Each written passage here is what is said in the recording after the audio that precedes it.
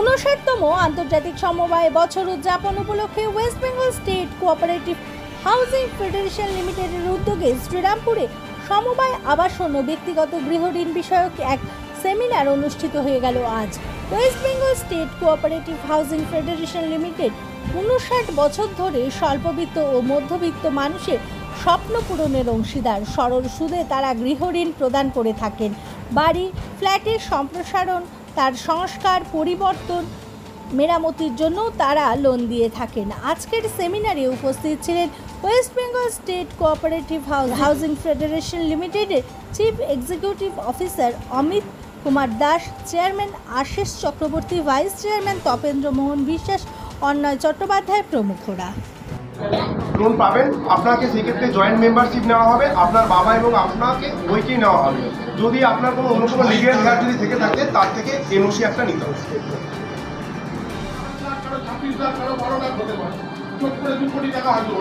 কিন্তু সেখানে তো আমাদের কাছে কনসেপ্ট অন্যরকম না। আমরা একটা বিল্ডিং বানাচ্ছি যখন সেখানে ধরো 7টা ফ্ল্যাট আছে, 7টা ফ্ল্যাট তো তিনটে বাগান যায় না কি হবে। হ্যাঁ হ্যাঁ, এখন থেকে আগে থেকে তো বলা যাবে, মানে রেজিস্ট্রেশনটা করে দিতে হবে। আচ্ছা, ওই ইনোভেশন বাইরে কনস্ট্রাকশন করছেন, সেই ক্ষেত্রে টপ আপ হিসেবে আপনাকে আমরা প্রোভাইড করবো। না, আমরা রিটায়ার্ড পার্সনদেরকে আমাদের প্রোভাইড করা যায় না। আমাদের কিছু ক্ষেত্র আছে, যদি গভর্নমেন্ট এমপ্লয়ি হয় সেই ক্ষেত্রে আপ টু 65 বছর হচ্ছে আমরা লোন প্রোভাইড করবো, কিন্তু সেটা ব্যবসায়ীদের ক্ষেত্রে সেই সুবিধাটা অনেক বেশি। এবং আমি আপনাদের প্রথমেই বলতে চাই যে আন্তর্জাতিক সমবায় বর্ষ উদযাপনের জন্য এই বছর ভারতবর্ষের প্রতিটি রাজ্যে এবং জেলায় সমবায় দপ্তর থেকে একটা নির্দেশ এসছে যে সমবায় সম্পর্কে মানুষকে অবহিত করা। সেই সমবায় সম্পর্কে অবহিত করার ক্ষেত্রে আমাদের সমবায় আবাসনেরও একটা ভূমিকা আছে। আমরা সমবায় আবাসন ফেডারেশনের মাধ্যমে মানুষের মাথার ওপর ছাদ তৈরির ব্যবস্থা করি। শুধুমাত্র সমবায় গোষ্ঠী নয়, ব্যক্তিগত ক্ষেত্রেও গৃহঋণের সুবিধা আমাদের আছে। সেইটাই প্রচারের কারণে আজকে এটা একটা সেমিনার আয়োজন করা হয়েছিল। আমার সাথে আমাদের সরকারি যিনি অফিসার আধিকারিক মাননীয় অমিত কুমার দাস এখানে উপস্থিত আছেন। আমাদের এই ব্রাঞ্চ শ্রীরামপুর শাখার যে আমাদের অ্যাডভাইসারি কমিটি আছে, সেই অ্যাডভাইসারি কমিটির দায়িত্বে অন্নয় চ্যাটার্জি এখানে উপস্থিত আছেন, আমাদের আধিকারিকরা উপস্থিত আছেন। আমরা এই কারণে মানুষের কাছে এই বার্তা তুলে ধরতে এসেছি যে আমরা সমবায় আবাসন ফেডারেশনের মাধ্যমেও মানুষের গৃহঋণের ব্যবস্থা করে থাকি। মানে কাদেরকে মূলত আপনারা মানে টার্গেট করছেন? মধ্যবিত্ত?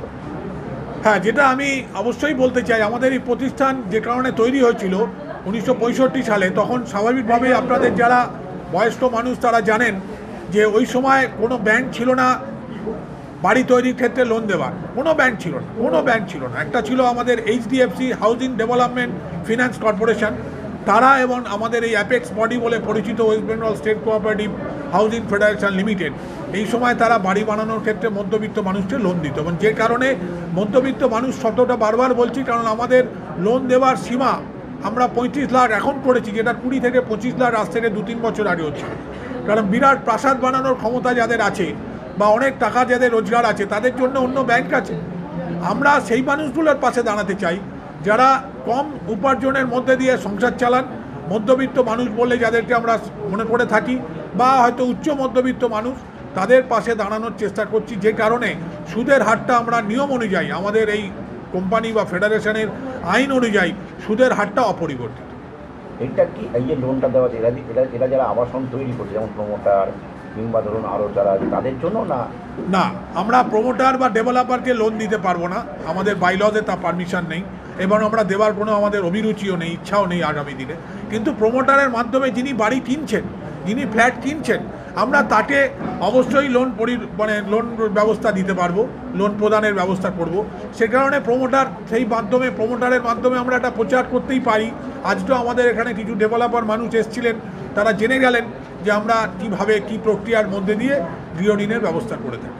এটা কত বছর থেকে কত বছর অবধি লোনটা করা যায়?